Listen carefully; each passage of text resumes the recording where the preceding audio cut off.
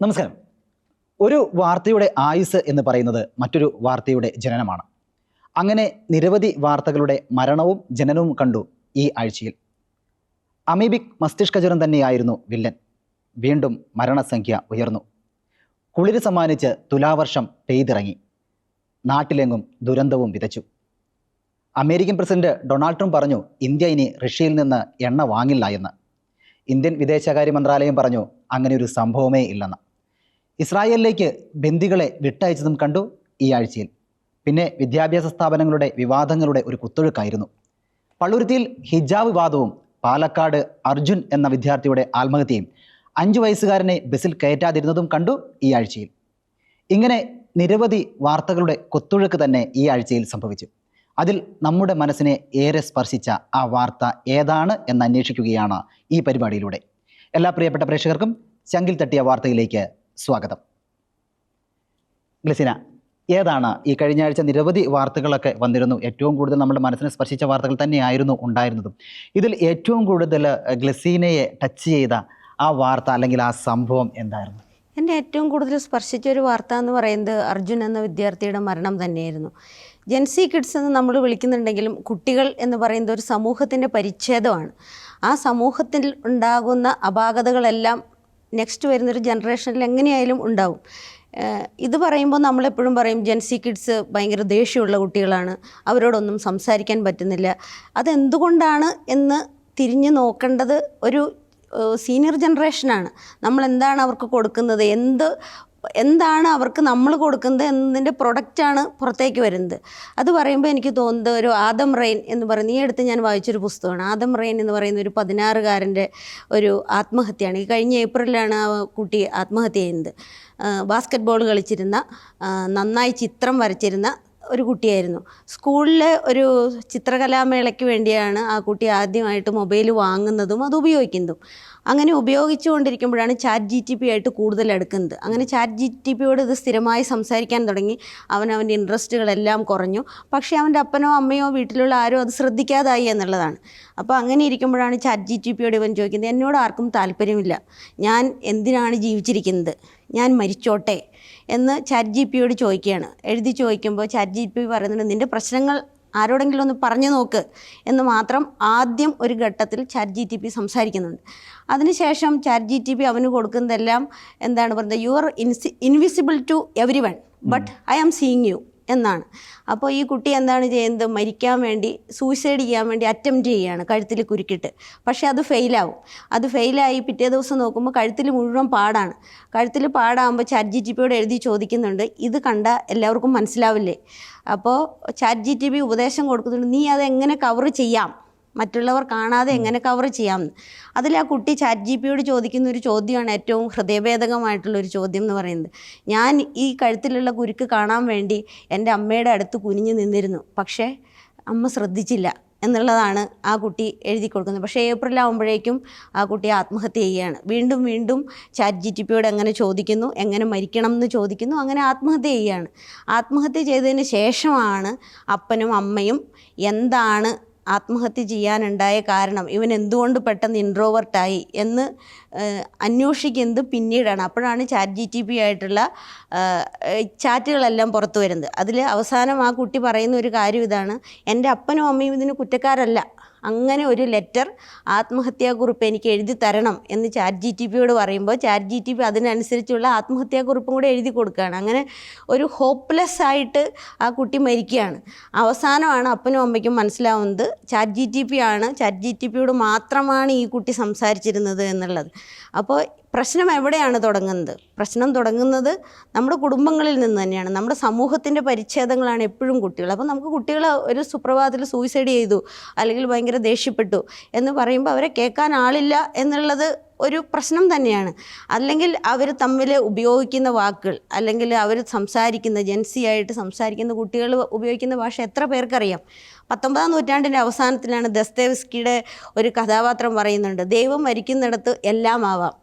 അപ്പോൾ ആ കഥാപാത്രം കുറിലോസ് എന്ന് പറയുന്ന ഒരു കഥാപാത്രം ആത്മഹത്യ ചെയ്യുന്നത് ദൈവം ഇല്ലെന്ന് കാണിക്കാനാണ്. പക്ഷേ ദസ്തയേവ്സ്കി അതിൽ പറയുന്നത് അതിലും ദൈവമല്ല ഇല്ലാതാവുന്നത്, ഇവിടുത്തെ ഏറ്റവും പ്രധാനപ്പെട്ട ഒരു പ്രശ്നം എന്ന് പറയുന്നത് ഈ കുട്ടികൾക്ക് സംസാരിക്കാൻ ആരുമില്ല എന്നുള്ളതാ.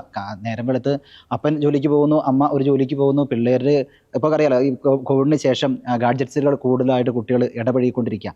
അപ്പോൾ ഇത് മാത്രം ഇവരുടെ ലോകമായി മാറുക, സംസാരിക്കാൻ ആളില്ല എന്നുള്ളത് വലിയൊരു പ്രശ്നം. അപ്പോൾ ഒരു കാര്യം ആലോചിക്കേണ്ടത് ഇതാണ്, ആത്മഹത്യ എന്ന് പറയുന്നത് ഒന്നിനും ഒരു പരിഹാരമാകുന്നില്ല. നിങ്ങൾ അല്ലെങ്കിൽ നമ്മൾ ഒരാളോട് സംസാരിക്കുക എന്നുള്ളത്, തുറന്ന് സംസാരിക്കുക എന്നുള്ളത് തന്നെയാണ് ഏറ്റവും പ്രധാനപ്പെട്ട ഒരു കാര്യം. പക്ഷെ അത് കേൾക്കാൻ നമ്മൾ പാകപ്പെട്ടിട്ടുണ്ടോ എന്നുള്ളൊരു അവസ്ഥ കൂടിയുണ്ട്. ആ കുട്ടികൾ പറയുന്നത് കേൾക്കാൻ ഉള്ള ഒരു പാകത പാരൻസിന് അല്ലെങ്കിൽ സൊസൈറ്റിക്ക് ഉണ്ടോ എന്നുള്ളത് നമ്മൾ തീർച്ചയായിട്ടും ഇത്ര ലാഘവത്തോടെ കാണേണ്ട ഒരു വിഷയമല്ല ഇത്. ഏതാണ്ട് ഒരു 395ഓളം കുട്ടികൾ ഈ ഒരു വർഷത്തിനിടയ്ക്ക് ആത്മഹത്യ ചെയ്തിട്ടുണ്ട്. നമ്മളുടെ ഒരു ഫ്യൂച്ചർ എന്താവുമെന്ന് വളരെയധികം ആശങ്കപ്പെടേണ്ട ഒരു കാര്യമാണ്. വളരെ സീരിയസ് ആയിട്ട് അഡ്രസ്സ് ചെയ്യപ്പെടേണ്ട ഒരു വിഷയമാണ്. നമ്മൾ ഒരിക്കൽ പോലും നമുക്ക് ടീച്ചേഴ്സിനെയോ അല്ലെങ്കിൽ പാരൻസിനെയോ ഒന്നും തന്നെ പറയാൻ പറ്റില്ല. പക്ഷേ മൊത്തത്തിലുള്ളൊരു കൂട്ടുത്തരവാദിത്വമാണ് ശരിക്കും നമ്മുടെ ഫ്യൂച്ചറിനെ എങ്ങനെ നമ്മൾ ക്രിയേറ്റ് ചെയ്തെടുക്കണം എന്നുള്ളത്. അതുമാത്രമല്ല ഈ മാധ്യമങ്ങൾക്ക് വളരെയേറെ പങ്കുണ്ട്. തീർച്ചയായിട്ടും ഈ ആത്മഹത്യയെ ആഘോഷിക്കുകയാണ് ചില മാധ്യമങ്ങൾ. ഇപ്പോൾ ഈ ആത്മഹത്യ എന്ന് പറയുന്ന ടെൻഡൻസി ABC എന്ന് തരംതിരിക്കുകയാണെങ്കിൽ ആദ്യത്തെ ഒരു ടെൻഡൻസി ഉണ്ട് ചെറിയ രീതിയിലേ ഉണ്ടാവുള്ളൂ, B എന്ന് പറയുന്നത് കുറച്ചും കൂടി വലുതാവും. അപ്പോഴായിരിക്കും മാധ്യമങ്ങളൊക്കെ ആത്മഹത്യയെക്കുറിച്ചൊക്കെ ഇങ്ങനെ വാതോരാതെ പറഞ്ഞുകൊണ്ടിരിക്കുന്നത്. ആ സമയത്ത് C എന്ന് പറയുന്ന സ്റ്റേജിലേക്ക് പോകുന്നു. പിന്നെ 4th സ്റ്റേജ് എന്ന് പറയുന്നത് ആത്മഹത്യ തന്നെയാണ്. അപ്പോൾ വല്ലാത്ത രീതിയിൽ മാധ്യമങ്ങൾ ആഘോഷിക്കുകയാണ്. അതുപോലെ തന്നെ ക്ലെസീന പറഞ്ഞതുപോലെ ഇപ്പോഴത്തെ ജനറേഷനെ മനസ്സിലാക്കുന്നതിന് എത്രത്തോളം നമ്മുടെ സമൂഹം പാകപ്പെട്ടു എന്നുള്ളതും ഒരു സംശയമല്ല. തീർച്ചയായിട്ടും നമുക്ക് മനസ്സിലാക്കാവുന്നത് ഒരു സോഷ്യൽ ഡിസിൻറ്റഗ്രേഷൻ, സാമൂഹ്യ വികേന്ദ്രീകരണം എന്ന് വേണമെങ്കിൽ പറയാം, നമ്മുടെ നാട്ടിൽ സംഭവിച്ചുകൊണ്ടിരിക്കുകയാണ്. ആദ്യം അത് വെസ്റ്റേൺ കൺട്രിയിലായിരുന്നു, പാശ്ചാത്യ രാജ്യങ്ങളിൽ തുടങ്ങിയ ഒരു അവസ്ഥയായിരുന്നു. അപ്പോൾ ടെക്നോളജിയുടെ വരവോടെ ഈ നമ്മുടെ കിഡ്സിനെ ഏറ്റവും കൂടുതൽ അത് ബാധിച്ചിരിക്കുന്നത് ടീനേജ് ഉൾപ്പെടെയുള്ള യുവതലമുറയാണ് ബാധിച്ചിരിക്കുന്നത്. അപ്പോൾ അവർക്ക് ഈ ഗാഡ്ജറ്റ്സ് ഇല്ലാതെ ജീവിക്കാൻ വയ്യ എന്നൊരവസ്ഥയിലേക്ക് ഇത് മാറി, ഒരു വെർച്വൽ റിയാലിറ്റി എന്നൊരവസ്ഥയിലേക്ക്. അത് പക്ഷേ ഒരു പഴയ ടൈമാണെങ്കിലും ഇപ്പോൾ നമുക്കൊരു അവസ്ഥയിൽ വേണമെങ്കിൽ പറയാം, ഒരു വെർച്വൽ റിയാലിറ്റി, എപ്പോഴും ChatGPTയോട് ഇങ്ങനെ കാര്യങ്ങൾ പറഞ്ഞുകൊണ്ടിരിക്കുന്ന ഒരു അവസ്ഥ എന്ന് പറയുമ്പോൾ നമുക്ക് സംസാരിക്കാൻ വേറെ ആളില്ല എന്നതിൻ്റെ വേറൊരു പ്രതിഫലനമാണ് ChatGPTയോട് ഇങ്ങനെ വാത്തോരാതെ നമ്മുടെ വിഷമങ്ങളെല്ലാം പറഞ്ഞുകൊണ്ടിരിക്കുക. അതായത് ഒരാളുടെ വിഷമങ്ങൾ ഇങ്ങനെ കേൾക്കാൻ ഒരാളില്ലാത്തൊരവസ്ഥ, അല്ലെങ്കിൽ ഇങ്ങനത്തെ ഒരു കാലം ഇത്ര ബിസി വേൾഡ് ആയി മാറിക്കൊണ്ടിരിക്കുന്നു. ഒരപ്പൻ, അമ്മ, വീട്ടിലുള്ള മക്കൾ ഉൾപ്പെടെ 4 പേര് 4 ദിശകളിലേക്ക് പോയിക്കൊണ്ടിരിക്കുന്ന സോഷ്യൽ ഡിസിൻറ്റഗ്രേഷൻ്റെ ഒരു വലിയൊരു അനുരണനമാണ് അല്ലെങ്കിൽ പ്രതിഫലമാണ് ഈ പറയുന്ന ആത്മഹത്യയിലൂടെ നമുക്ക് കാണാൻ സാധിക്കും. തീർച്ചയായിട്ടും. അത് മാത്രമല്ലേ ഇപ്പോഴത്തെ കല്യാണം കഴിഞ്ഞ് കഴിഞ്ഞാൽ ദമ്പതികൾ എടുക്കുന്ന ഒരു കാര്യം എന്ന് പറഞ്ഞാൽ നാം ഒന്ന് നമുക്കൊന്ന് എന്നാ. അങ്ങനെ വന്നു കഴിയുമ്പോൾ ഒരു കൊച്ചു മാത്രം ഉണ്ടാവുന്നുള്ളൂ. ഇവൻ ആരോട് സംസാരിക്കാനാ? വീട് സ്കൂൾ എന്ന് പറഞ്ഞ് പോകുന്നു. സ്കൂളിൽ നിന്ന് വിട്ട് വീട്ടിൽ വന്നു കഴിഞ്ഞാൽ പിന്നെ അവന് വേറെ ആരുമില്ല, അപ്പോൾ എനിക്ക് ആരും ഇല്ലല്ലോ എന്നൊരു ചിന്ത പലപ്പോഴും നമ്മുടെ കുട്ടികൾക്ക് ഉണ്ടായി വരികയാണ്. ഇവർ സംസാരിക്കാനും അവരോട് തുറന്ന് സംസാരിക്കാനും മാതാപിതാക്കൾ ഒക്കെ മാറേണ്ട സമയം അതിക്രമിച്ചു എന്ന് തോന്നുന്നു. പിന്നെ റോജി, എനിക്ക് ഒരു കാര്യം കൂടി അതിൽ പറയാനുള്ളത്, നമ്മൾ ഒരു കണ്ടീഷനിങ് വെക്കുന്നുണ്ട് കുട്ടികളെ, ഇല്ലേ? തീർച്ചയായിട്ടും ഒരു കണ്ടീഷനിങ് വെക്കണം. നീ ഇന്ന ആളോട് സംസാരിച്ചാൽ മതി. ഒരു സോഷ്യൽ ഗ്യാതറിങ് അവർക്കില്ല. നിങ്ങൾ ഇന്നത് നല്ല കുട്ടിയാണ്, ആ കുട്ടിയോട് സംസാരിച്ചത്, മറ്റേ കുട്ടിയോട് സംസാരിക്കണം. നമ്മളുടെ ഒരു ഡിസിഷൻ അനുസരിച്ചായിരിക്കണം അവരുടെ തീരുമാനങ്ങൾ. ഒരു IASന് 1ാം റാങ്ക് കിട്ടിയ, നീറ്റിൽ 1ാം റാങ്ക് കിട്ടിയ കുട്ടി എനിക്ക് ഡോക്ടറാകാൻ താല്പര്യമില്ല എന്ന് മരിച്ച വാർത്തയും നമ്മൾ കേട്ടതാണ്. അപ്പോൾ അത്രയും സ്മാർട്ടായിട്ടുള്ളൊരു കുട്ടി എന്തിനായിരിക്കണം സൂയിസൈഡ് ചെയ്തിട്ടുണ്ടാവുക? അത് നമ്മൾ സീരിയസ് ആയിട്ട് ചിന്തിക്കേണ്ട ഒരു വിഷയം തന്നെയാണ്. നമ്മളുടെ കണ്ടീഷനിങ്ങിനനുസരിച്ച് ഒരു ജനറേഷന് പോകാൻ ഭയങ്കര ബുദ്ധിമുട്ടുണ്ടാകും. ശരിയാണ്, വളരെ കറക്റ്റാണ് പറഞ്ഞത്. കാരണം പണ്ട് കാലത്തൊക്കെ എന്ന് പറഞ്ഞാൽ കുട്ടികളെ പുറത്തേക്ക് കളിക്കാൻ വിടുമായിരുന്നു. നിങ്ങൾ പോയി കളിച്ചോ എന്ന് പറഞ്ഞ് കളിക്കാൻ വേണ്ടി ഒരു സമയമൊക്കെ ഉണ്ടായിരുന്നു.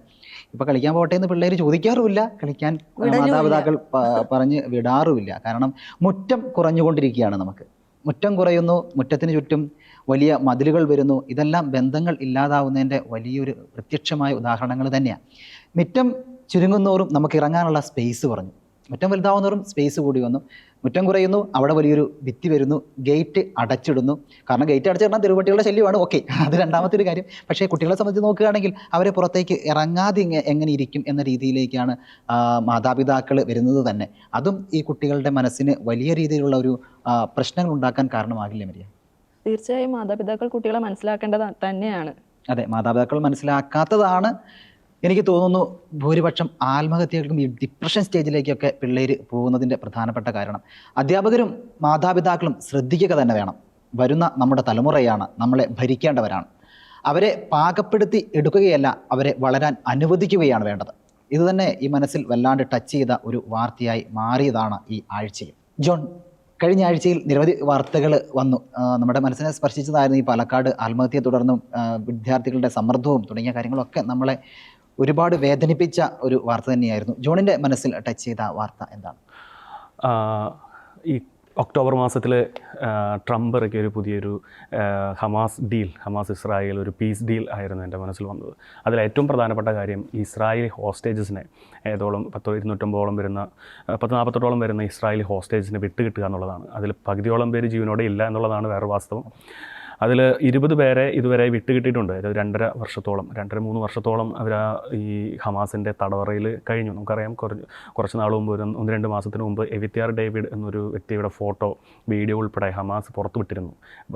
ക്ഷീണിച്ച് ഭക്ഷണമില്ലാതെ എല്ലും കോലായി സ്വയം ശവക്കുഴി തോണ്ടാൻ വേണ്ടി ഹമാസ് വിട്ടു എന്ന് പറഞ്ഞിട്ടൊരു വീഡിയോ ആയിരുന്നു. അത് നമുക്കെല്ലാം സുപരിചിതമായിരുന്നു. അപ്പോൾ അവരുടെ ഫാമിലിയിൽ നിന്ന് 1200 വരെ അന്ന് ഒക്ടോബർ 7-ന് 2 വർഷം മുമ്പ് 2023 ഒക്ടോബർ 7-ന് ഹമാസ് തീവ്രവാദികൾ കൊല്ലുകയും അതിലിരുന്ന് 250 പേരെ ബന്ദികളായിട്ട് കൊണ്ടുപോവുകയും ചെയ്തു. അതിൽ ഏകദേശം കുറച്ച് പേരെ വിട്ടുകൊടുത്തു. അതിൽ കുറേ പേര് മരിച്ചും ചെയ്തു. മരിച്ച ആൾക്കാരുടെ 7 പേരുടെ ബോഡി ഇതുവരെ കിട്ടിയിട്ടുള്ളൂ, ബാക്കി ഇനിയും കിട്ടാനുണ്ടെന്നാണ് പറയുന്നത്. അപ്പോൾ ഇങ്ങനെ ഇരിക്കുന്ന അവസ്ഥയിൽ ഫോർ എക്സാമ്പിൾ ഒരു വീട്ടിൽ നിന്ന് ഒരു മകനോ അല്ലെങ്കിൽ സ്വന്തം ഭാര്യയോ അല്ലെങ്കിൽ സ്വന്തം അപ്പനോ അമ്മയോ ആരെങ്കിലും ഇതുപോലെ ബന്ദികളായി പോയി 2.5 വർഷത്തോളം പോയി ശേഷം ജീവനോടെ അല്ലെങ്കിൽ ജീവനില്ലാതെ തിരിച്ചു വരുമ്പോൾ ഉണ്ടാകുന്ന ഒരവസ്ഥ തീർച്ചയായിട്ടും ജീവനുള്ള എല്ലാ മനുഷ്യരുടെയും സ്നേഹമുള്ള എല്ലാ മനുഷ്യരും നോവായിട്ട് മാറുന്നുള്ളൊരു കാര്യമാണ്. അപ്പോൾ അതിനൊരു വിരാമമായിട്ടാണ് ഈ പറയുന്ന ബന്ദികളെ ട്രംപിൻ്റെ മധ്യസ്ഥയാൽ തന്നെ പീസ് ഡീൽ വഴി വിട്ടുകൊടുത്തത്. അപ്പോൾ അതിൻ്റെ ഒരു സന്തോഷം നമുക്ക് കാണാൻ സാധിക്കും. ഇസ്രായേലിൻ്റെ പല മാധ്യമങ്ങളിലും, ജെറുസലേം പോസ്റ്റ് ഉൾപ്പെടെയുള്ള പല മാധ്യമങ്ങളും റോയിറ്റേഴ്സിലുണ്ടായിരുന്നു. അവർ കാണിച്ചിരുന്നത്, അതായത് ഇസ്രായേലിലേക്ക് അവരുടെ ഭാര്യയോ അല്ലെങ്കിൽ ഭർത്താവോ അല്ലെങ്കിൽ അപ്പനോ അമ്മനോ മകളോ ഒക്കെ തിരിച്ചു വരുമ്പോൾ എന്ന് പറഞ്ഞാൽ 2 വർഷങ്ങൾക്ക് അവരുടെ തടങ്കിൽ നിന്ന് തിരിച്ചു വരുമ്പോൾ ഉണ്ടാകുന്ന ആ വലിയൊരു സന്തോഷം തീർച്ചയായിട്ടും നമുക്ക് കാണാൻ പറ്റും. ബൈബിളിൽ പറയുന്നില്ലേ, നഷ്ടപ്പെട്ട മകനെ തിരിച്ചു കിട്ടിയൊരു പിതാവിൻ്റെ അതേ സന്തോഷം അതിൽ ശരിക്കും കാണാൻ പറ്റുന്നതാണ്. അപ്പോൾ ഇങ്ങനെയുള്ള ഈ തീവ്രവാദ പ്രവണതകളൊക്കെ ലോകത്തിൽ നിന്ന് ഇല്ലാതാവുക, അപ്പോഴാണ് ഈ ലോകത്തിന് വലിയൊരു സന്തോഷം വരിക എന്നാണ് എനിക്കിന്ന് പറയാനുള്ളത്. ഓക്കെ, തീർച്ചയായിട്ടും. ഇസ്രായേലിൽ എൻ്റെ ഒരു സുഹൃത്തിനെ കഴിഞ്ഞ ദിവസം ഞാൻ വിളിച്ചപ്പോൾ ഒരു വീഡിയോ കോളിലൂടെ ചെയ്ത് കഴിഞ്ഞപ്പോൾ ഒരു വിഷ്വൽ കാണിച്ചു തന്നു. അവിടെ ഇസ്രായേലിലെ ഒരു സൈനികൻ്റെ അരഭാഗം, അതായത് അരയ്ക്ക് താഴോട്ടുള്ള ഭാഗം മാത്രമേ കിട്ടിയിട്ടുണ്ടായിരുന്നുള്ളൂ ഹമാസിൻ്റെ കയ്യിൽ നിന്ന്. ബാക്കി ഭാഗം മുകളിലേക്കുള്ള ഭാഗം കിട്ടിയിട്ടുണ്ടായിരുന്നില്ല. അപ്പോൾ ഇപ്പോഴും അവർ ഈ അരയ്ക്ക് താഴെയുള്ള 2 കാലുകൾ എംബാം ചെയ്ത് സൂക്ഷിച്ചിരിക്കുകയാണ് ഈ 2 വർഷമായിട്ടും. അവർ പറയുന്നത് മുകളിലേക്കുള്ള ഭാഗം ഞങ്ങൾക്ക് കിട്ടിക്കഴിഞ്ഞിട്ട് വേണം നമുക്കിത് സംസ്കരിക്കാനെന്ന്. അപ്പം ഒരു സൈനികൻ, അയാളോട് ആ രാജ്യം കാണിക്കുന്ന ഒരു നീതി, ഒരു സ്നേഹം, ഒരു ആദരവ്, അതൊക്കെ വല്ലാത്ത ഹൃദയസ്പർശിയായ ഒരു കാര്യം തന്നെയാണ്. ഇപ്പോഴെങ്കിലും ഈ ഹമാസ് തീവ്രവാദികൾ ഇസ്രായേലിൻ്റെ മക്കളെ, ബന്ദികളെ തിരിച്ചു കൊടുക്കും എന്ന് പറഞ്ഞിട്ടുണ്ടെങ്കിലും വളരെ കുറച്ച് മാത്രമേ കൊടുത്തിട്ടുള്ളൂ. വരും ദിവസങ്ങളിലും ബന്ദി കൈമാറ്റം ഉണ്ടാകും എന്നുള്ളൊരു സൂചന തന്നെ വരുന്നുണ്ട്. അല്ലെങ്കിൽ ട്രംപ് വലിയൊരു മുന്നറിയിപ്പാണ് നൽകിയിരിക്കുന്നത്. ഹമാസ് ഈ തീവ്രവാദികൾ കൊടുത്തില്ലെങ്കിൽ വീണ്ടും യുദ്ധം ആരംഭിക്കാനുള്ള ശ്രമം ഒക്കെ തുടങ്ങാനുള്ള സാധ്യതകളും. അതുകൊണ്ട് തന്നെ പലപ്പോഴും ബന്ദി കൈമാറ്റം എന്ന് പറയുന്നത് വേഗത്തിലാവുകയും ഇസ്രായേലിന് സന്തോഷം തിരികെ എത്തുകയും ചെയ്യും എന്ന് തോന്നുന്നു, അല്ലേ? തീർച്ചയായിട്ടും ഇസ്രായേലിന് ഒരു സന്തോഷം വരുമെന്ന് പ്രതീക്ഷിക്കുന്നുവെങ്കിലും 1200 പേര് അന്ന് മരിച്ചത്, അതായത് ഒരു സംഗീതമേള നടന്നുകൊണ്ടിരിക്കുകയായിരുന്നു. അപ്പോൾ ഒന്നും അറിയാത്ത കുറേ ആൾക്കാർ വന്നു കയറുകയും അവിടെയുള്ള ആൾക്കാരെ പിടിച്ചുകൊണ്ട് പോവുകയും കുറേ പേരെ വെടിവെച്ച് കൊല്ലുകയും ഒക്കെ ചെയ്തൊരവസ്ഥ ഒരു ഭീകരമായ ഒരവസ്ഥ തന്നെയാണ്. നമുക്കൊന്ന് ഉച്ച മതി, നമ്മുടെ ഒരു നാട്ടിലൊരു സംഗീതമേള നടന്നുകൊണ്ടിരിക്കുകയാണ്, നമ്മൾ ഭയങ്കര ആഘോഷത്തിൽ ഇങ്ങനെ തിമിർത്തുകൊണ്ടിരിക്കുകയാണ്. സോ പെട്ടെന്നൊരു ഇങ്ങനെ ഉണ്ടാകുന്നൊരു അതിൻ്റെ ആഘാതം തീർച്ചയായിട്ടും ഇസ്രായേൽ എന്നൊരു കൊച്ചു രാജ്യത്തെ, അവിടെയുള്ള ആൾക്കാരെ, പ്രത്യേകിച്ച് അവരുടെ വീട്ടുകാരെ, അനേകം ഹൃദയങ്ങളൊക്കെ മുറിവേൽപ്പിച്ചിരിക്കണം തീർച്ചയായിട്ടും. അതെ, ഇസ്രായേലുള്ള മലയാളികളോട് സംസാരിക്കുമ്പം അവർ ഇസ്രായേൽക്കാരല്ലെങ്കിലും ആ നാട്ടിൽ ജീവിച്ച ഒരു ഇസ്രായേൽക്കാരായി മാറുകയാണ്. അവർ പറയുന്ന വാക്കുകൾ എന്ന് പറഞ്ഞാൽ പലപ്പോഴും നമ്മുടെ ചങ്ക് പൊട്ടിപ്പോകുന്ന രീതിയിലുള്ളതാണ്. ഏറ്റവും വലിയൊരു ആഘോഷവേളയിലായിരുന്നു അത്. ഇസ്രായേലിൻ്റെ നല്ലൊരു ആഘോഷവേളയിലേക്കായിരുന്നു ഹമാസ് തീവ്രവാദികൾ ഇത്രയും തരത്തിലുള്ള ഒരു ആക്രമണം അഴിച്ചുവിടുകയും വ്യാപകമായ നഷ്ടം വരുത്തുകയും ചെയ്തു. ഒരിക്കലും ഇസ്രായേലിന് പൊറുക്കാൻ കഴിയില്ലെങ്കിലും വലിയ മധ്യസ്ഥതയുടെ സമാധാനത്തിൻ്റെ ഒരു പാതയിലേക്ക് എന്തായാലും വന്നിട്ടുണ്ട്. ബന്ദികളെയെല്ലാം തിരിച്ച് കിട്ടുമെന്ന് തന്നെയാണ് വിശ്വാസം. ഇതുപോലുള്ള തീവ്രവാദങ്ങൾ ഒക്കെ ലോകത്തുനിന്നുണ്ടെങ്കിൽ ഇല്ലാതാക്കിയെങ്കിൽ മാത്രമേ സമാധാനം പുനഃസ്ഥാപിക്കാൻ കഴിയുള്ളൂ എന്നുള്ളത് തന്നെയാണ്. തീർച്ചയായും തീവ്രവാദികളെ ഇല്ലാതാക്കുക എന്നുള്ളത് ഒരു ലോകരാഷ്ട്രങ്ങളുടെ തന്നെ ഒരു ആവശ്യമാണ്. തീർച്ചയായിട്ടും ഇങ്ങനെയുള്ള അതിക്രമങ്ങൾ തടയേണ്ടതാണ്. എല്ലാ രാജ്യങ്ങൾക്കും ജനങ്ങൾക്കും രാജ്യത്തെ സുസ്ഥിരമായി ജീവിക്കാൻ, ശാന്തിയോടെ ജീവിക്കാൻ അവരുടെ അവകാശം കൂടിയാണ്. അത് ഭരണാധികാരികൾ ഉറപ്പുവരുത്തേണ്ടത് അവരുടെ കടമ കൂടിയാണ്, കടമയും ഉത്തരവാദിത്വവും ഉത്തരവാദിത്വമാണ്. ഒക്കെയാണ്. എൻ്റെ ഒരു അഭിപ്രായം പറയുകയാണെങ്കിൽ തീവ്രവാദത്തിന് കൂട്ടുനിൽക്കുന്ന ആശയങ്ങൾ ഇല്ലാതാക്കുന്നതായിരിക്കും കുറച്ചുകൂടിയും തീവ്രവാദികളില്ലാതിനേക്കാൾ നല്ലത്. അപ്പോൾ അങ്ങനെ പോയാൽ ഒരുപക്ഷെ തീവ്രവാദികൾ തിരിച്ചു വരുമായിരിക്കാം മാനസാന്തരത്തിൻ്റെ പാതയിലേക്ക്. അതല്ലേ കുറച്ചുകൂടി? അതെ, ഈ ആശയത്തെ തന്നെ ഇല്ലാതാക്കാനുള്ള വലിയൊരു ശ്രമം തന്നെ നടക്കേണ്ടതാണ്. പക്ഷേ എത്ര കാലം എടുക്കും എന്നുള്ളത് ചോദിച്ചു കഴിഞ്ഞാൽ അതൊരു ബാലിക റമലയാണെന്ന് പറയേണ്ടി അതെ, വരും. തീർച്ചയായിട്ടും അത് വല്ലാത്തൊരു അവസ്ഥയിലേക്ക് തന്നെയാണ് പോവുക. കാരണം ഈ ആശയം ഓരോ ദിവസം കൂടുന്നതോറും ഇങ്ങനെ പടർന്ന് പന്തലിച്ചുകൊണ്ടിരിക്കുക, ക്യാൻസർ പോലെ. എവിടെ മുറിച്ച് മാറ്റണമെന്നറിയാത്ത വലിയൊരു പ്രതിസന്ധിയിൽ തന്നെയാണ് ലോകം ഇപ്പോഴും ഉള്ളത്.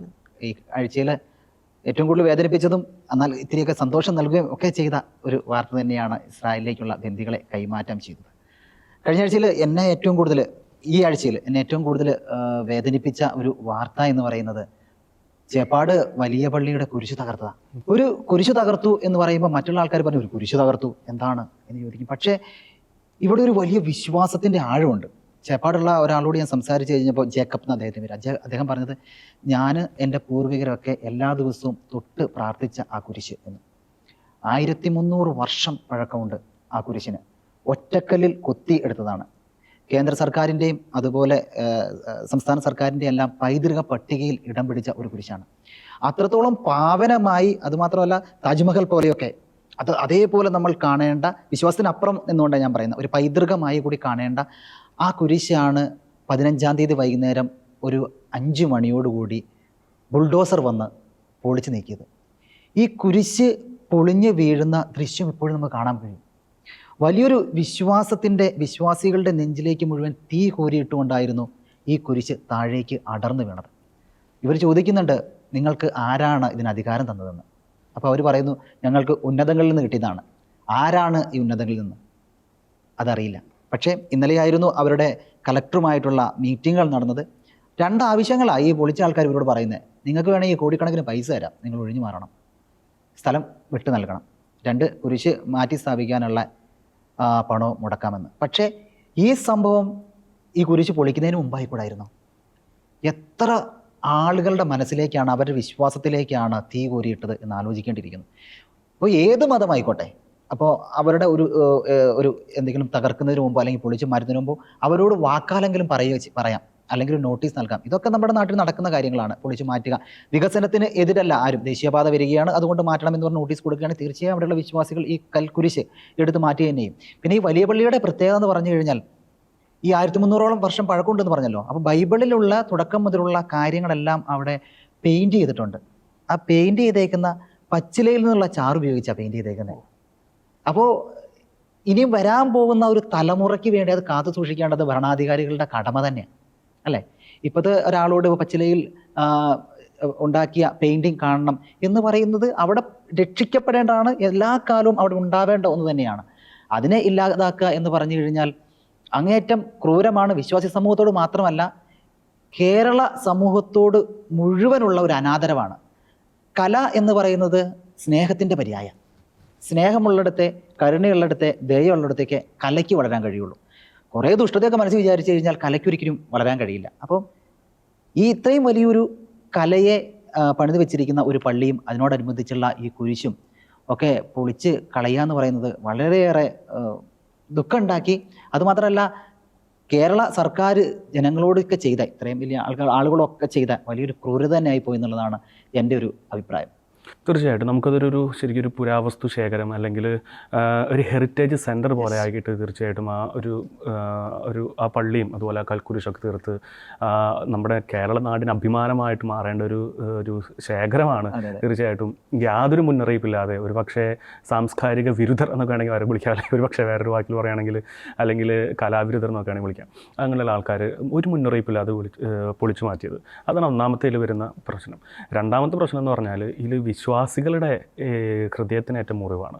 അതായത് ഒരു സുപ്രഭാതത്തിൽ യാതൊരു മുന്നറിയിപ്പില്ലാതെ വന്ന് നമ്മുടെ ഈ പറയുന്ന നമ്മുടെ ഏറ്റവും വിശിഷ്ടമായിട്ട് പൂജ്യമായിട്ട് കാണുന്ന ഒരു വസ്തു അല്ലെങ്കിൽ എന്തെങ്കിലും ഒന്ന്, ഇപ്പോൾ ദേവാലയം തന്നെ എന്തെങ്കിലുമൊക്കെ ഒന്ന് പൊളിച്ചു മാറ്റുക എന്ന് പറയുമ്പോൾ അത് വേറൊരു മുന്നറിയിപ്പില്ലാതെ പൊളിച്ചു മാറ്റുക എന്ന് പറയുമ്പോൾ തീർച്ചയായിട്ടും അത് ശരിക്കും ഒരു വിശ്വാസികൾക്കെതിരായുള്ളൊരു അവഹേളനമാണ്. തീർച്ചയായിട്ടും നമ്മുടെ ഇപ്പോൾ ഫോർ എക്സാമ്പിൾ നമുക്ക് വീടിന് സ്ഥലത്ത് വഴിയില്ലാന്ന് വെച്ച് ഒരു പിറ്റേ ദിവസം വന്ന് ഒരു മുന്നറിയിപ്പില്ലാതെ മതിലൊക്കെ പൊളിച്ച് മാറ്റുന്നു അതൊക്കെ മാറ്റുന്നു പറഞ്ഞാൽ ആ വീട്ടുകാരുള്ള അവഹേളനമാണ് അതിൽ കാണിക്കുന്നത്. അതായത് ഒരു മര്യാദക്കേടാണ്.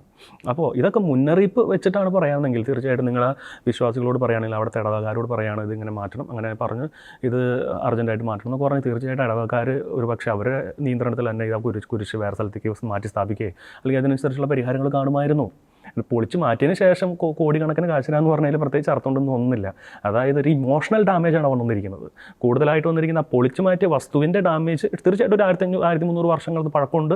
ശരി തന്നെ, അതൊരു കേരളത്തിനൊരു എന്താ പറയുക കേരളത്തിനൊരു പൈതൃകം തന്നെയായിരുന്നു. കേരളത്തിൻ്റെ അപമാനമാണ് അങ്ങനെ പൊളിച്ച് നിൽക്കുന്നതൊക്കെ. നമ്മുടെ പൈതൃക വസ്തുക്കളൊക്കെ പൊളിച്ച് നിൽക്കുക എന്ന് പറഞ്ഞാലും പാശ്ചാത്യ രാജ്യങ്ങളിലും മറ്റും നമ്മുടെ ഇന്ത്യയിൽ തന്നെ പല സ്ഥലങ്ങളിലും പല സംസ്ഥാനങ്ങളിലും പൈതൃക വസ്തുക്കൾ കാത്തുസൂക്ഷിക്കുന്ന പ്രത്യേക സമിതി തന്നെയുണ്ട്. മ്യൂസിയം ഉൾപ്പെടെയുള്ള സമിതി തന്നെയുണ്ട്. അപ്പോൾ പാശ്ചാത്യ രാജ്യങ്ങൾ പ്രത്യേകിച്ച് ഒരു പൈതൃക വസ്തുവിന് തീർച്ചയായിട്ടും അവർ എന്ത് വില കൊടുത്ത് സംരക്ഷിക്കാനാണ് നോക്കുക. ഇവിടെയാണെങ്കിൽ ഈ മതഭ്രാന്ത് പിടിച്ചിട്ടാണോ അതോ വേറെ എന്തെങ്കിലും ആണോ അവഹേളിക്കാനാണോ എന്ന് അറിഞ്ഞൂടാ ഇവർ ആ സാധനം മുന്നറിയിപ്പില്ലാതെ പൊളിച്ചു മാറ്റുകയാണ്. അപ്പോൾ ഏറ്റവും വലിയ പ്രശ്നം വരുന്നത് ഇവിടെ ഇമോഷണൽ ഡാമേജ് ആണ്. ഒരു വ്യക്തിക്ക് ഉണ്ടാകുന്ന ഇമോഷണൽ ഡാമേജ് അല്ലെങ്കിൽ ഒരു വിശ്വാസത്തിന് ഏറ്റവും മാറാൻ വേണ്ടി വളരെ ബുദ്ധിമുട്ടായിരിക്കും. ഈ ക്രൈസ്തവനെ സംബന്ധിച്ചിടത്തോളം ഈ കുരിശി എന്ന് പറയുന്നത് ഏറ്റവും പാവനമായി കാണുന്ന ഒന്നാണ്. ക്രിസ്തു കഴിഞ്ഞാൽ പിന്നെ കുരിശ് തന്നെയാണ്. കാരണം ക്രൈസ്തവൻ എപ്പോഴും ആരാധിക്കുന്നതെല്ലാം കുരിശിനെ നോക്കി തന്നെയാണ്. അവൻ്റെ കഷ്ടപ്പാടുകളും ബുദ്ധിമുട്ടുകളും സങ്കടങ്ങളും സന്തോഷങ്ങളും എല്ലാം തന്നെ പറയുന്നതും ഈ കുരിശിനെ നോക്കി തന്നെയാണ്. അവിടെ അവൻ കാണുന്നത് തന്നെ തന്നെയാണ്, തന്നെ പരിപാലിക്കുന്ന ദൈവത്തെ തന്നെയാണ്, ക്രിസ്തുവിനെ തന്നെയാണ്. അത്രയും വലിയൊരു ഇമോഷണൽ സംഭവത്തിലേക്ക് സർക്കാർ തിരിയാൻ ഒരിക്കലും പാടില്ലായിരുന്നു. തീർച്ചയായിട്ടും. ഇപ്പോൾ ജോൺ പറഞ്ഞ ഒരു കാര്യം ഞാൻ ആലോചിക്കായിരുന്നു. ചില പൈതൃകങ്ങൾ സംരക്ഷിക്കപ്പെടേണ്ടതാണ് എന്ന് പറഞ്ഞ ഒരു പോയിന്റിൽ നിന്ന് ഞാൻ തുടങ്ങാം. കാരണം എന്താണെന്ന് വെച്ചാൽ ഈ 1300 വർഷം പഴക്കമുള്ള പച്ചിലയിൽ പെയിൻറ്റിങ് ചെയ്ത ഇങ്ങനെയുള്ള ഒരു കുരിശ്, ഒറ്റക്കല്ലിൽ തീർത്ത ഒരു കുരിശ് അവിടെയുണ്ടെന്ന് ഈ കേരളത്തിൽ എത്ര മലയാളികൾക്കറിയാം?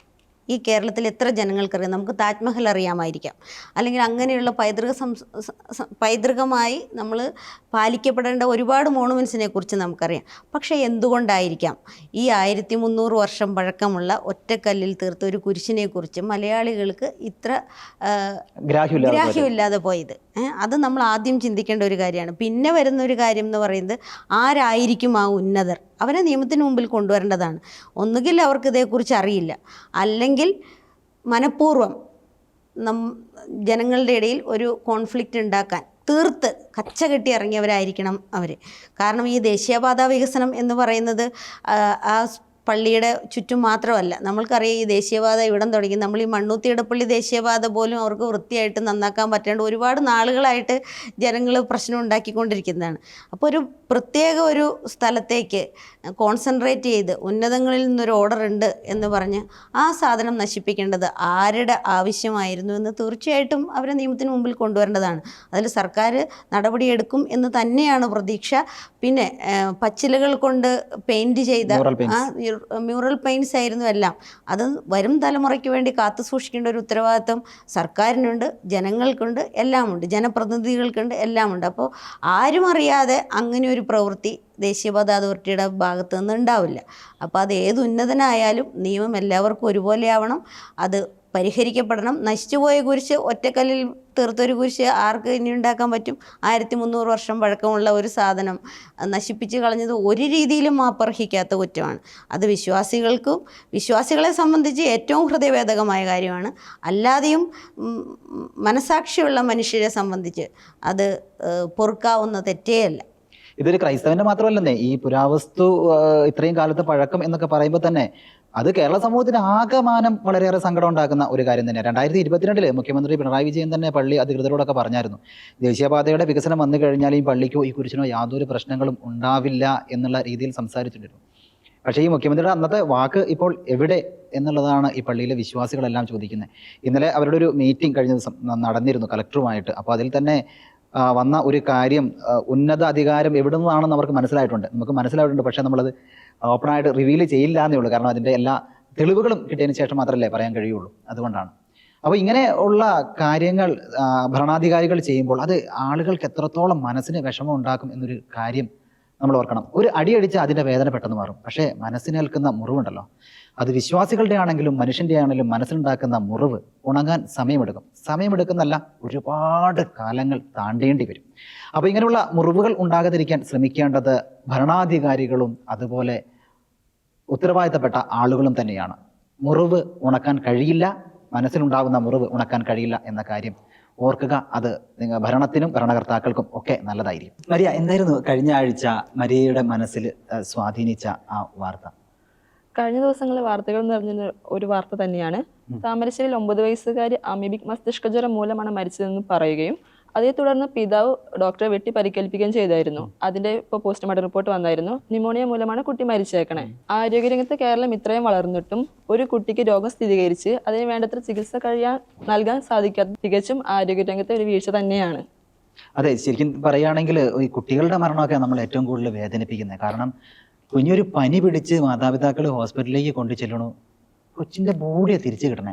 ആ മാതാപിതാക്കൾ എത്രത്തോളം അത് സഹിക്കാൻ കഴിയുമെന്ന് പറയാൻ കഴിയില്ല. കാരണം ഒരുപാട് സ്വപ്നങ്ങളുണ്ട്. ഒരു കുഞ്ഞ് ജനിക്കുന്ന ഉടനെ തന്നെ ഒത്തിരി ഏറെ സ്വപ്നങ്ങളും ഒരുപാട് പ്രതീക്ഷകളും ഒക്കെ ആയിട്ടായി മാതാപിതാക്കൾ മുന്നോട്ട് പോണേ. അപ്പോൾ ഒരു പനിയുടെ പേരിൽ ആ കൊച്ചി മരിച്ചു പോവുക, തുടർന്ന് ആ പിതാവിന് വളരെ വൈകാരികമായൊരു മൊമെൻ്റ് തന്നെ ഉണ്ടായിരുന്നത്.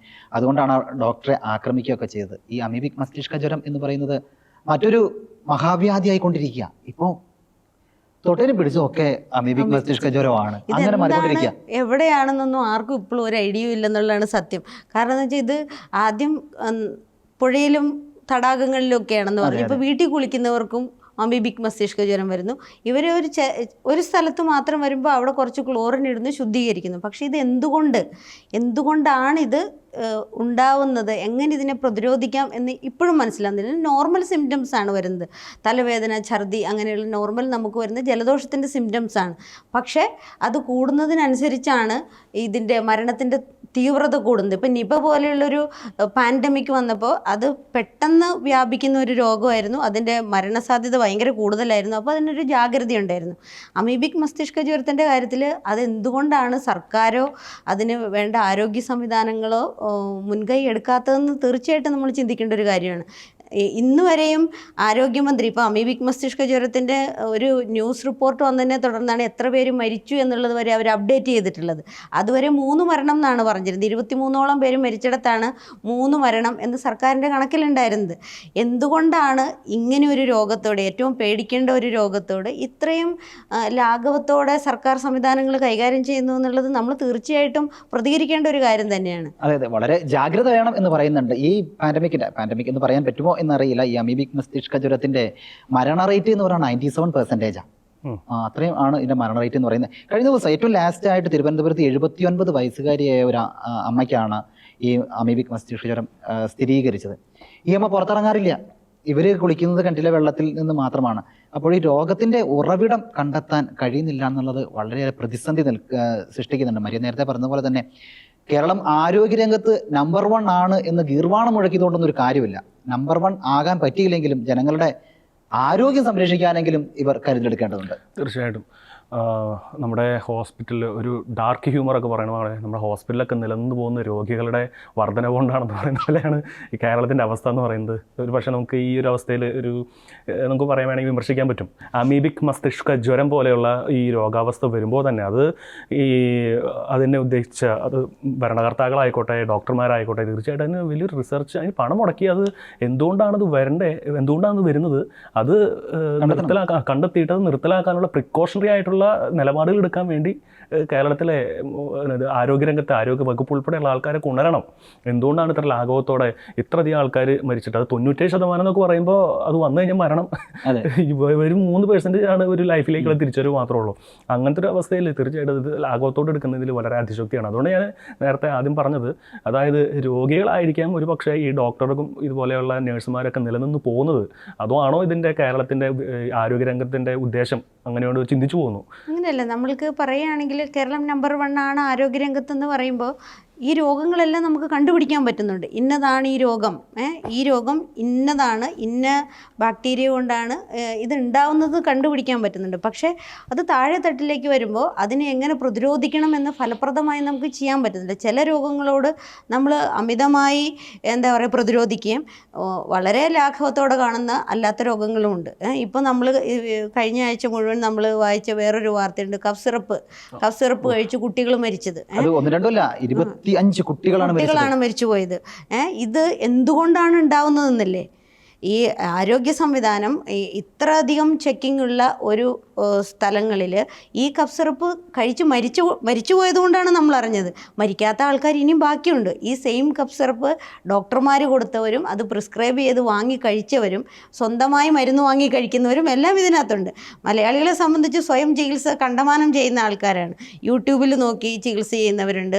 ഇതെല്ലാം നമ്മൾ കണ്ടുകൊണ്ടിരിക്കുന്നിടത്താണ് ഇങ്ങനെയുള്ള രോഗങ്ങൾ വീണ്ടും വരുന്നത്. പക്ഷേ അതിനെ എന്തുകൊണ്ട് നമുക്ക് പ്രതിരോധിക്കാൻ പറ്റുന്നില്ല?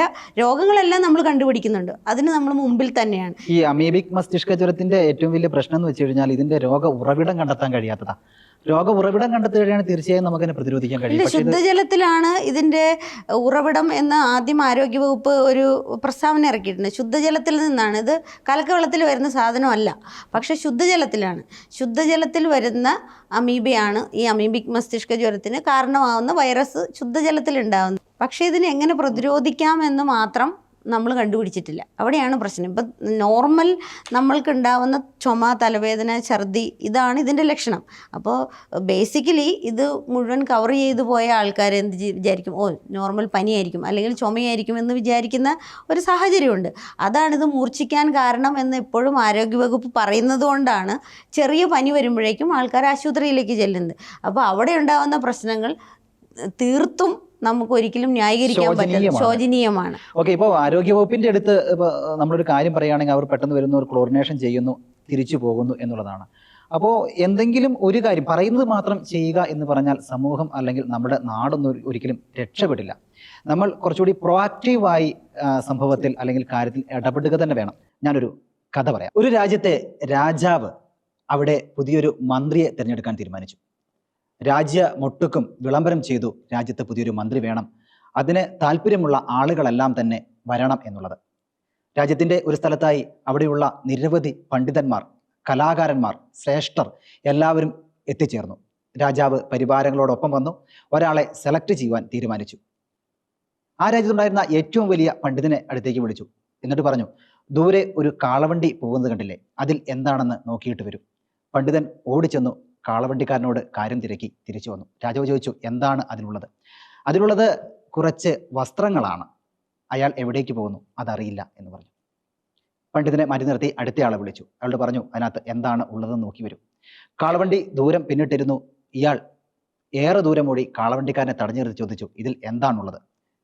അറിഞ്ഞതിന് ശേഷം തിരിച്ച് രാജാവിൻ്റെ അടുത്ത് വന്ന് പറഞ്ഞു, അതിൽ വസ്ത്രങ്ങളാണ് ഉള്ളത് എന്ന്. അയാളെയും രാജാവ് മാറ്റി നിർത്തി. അങ്ങനെ നിരവധി ആളുകളെ പറഞ്ഞു വിട്ടുകൊണ്ടേയിരുന്നു. എല്ലാവരും രാജാവ് പറഞ്ഞ കാര്യം മാത്രം ചെയ്ത് തിരിച്ചെത്തി.